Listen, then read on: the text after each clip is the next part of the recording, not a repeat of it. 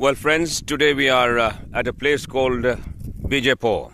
Bijapur is very famous for its castle, which is right in the middle of the town, and they have lots to offer you. This is one part of the activity where we are standing is at the dam here, and the sun is just slightly going down the horizon. Because it is cloudy, it might not remain that clear, but yes, you can have a glimpse of it.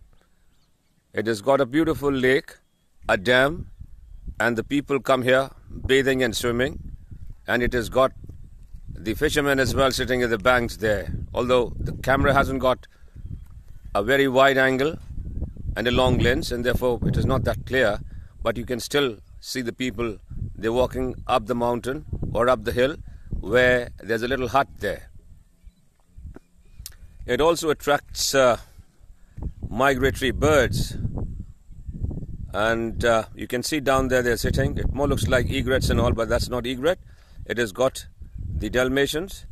It has got the black-beaked ibis, which is supposed to be the national bird of Egypt.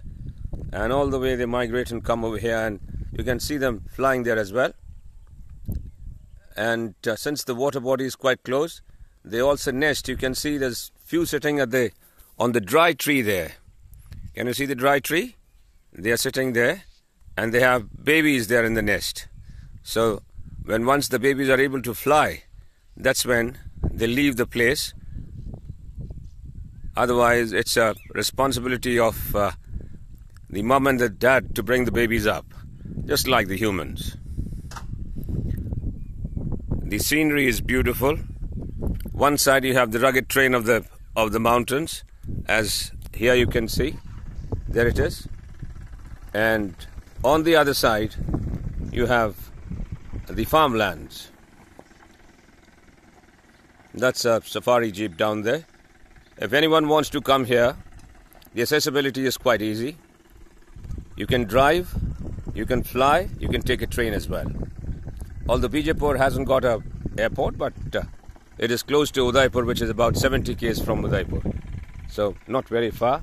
Couple of hours of drive brings you to a paradise.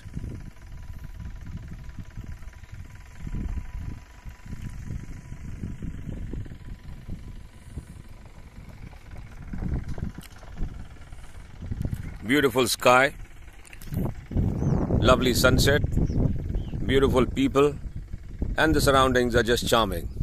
Look at the sky. It's got cloudy.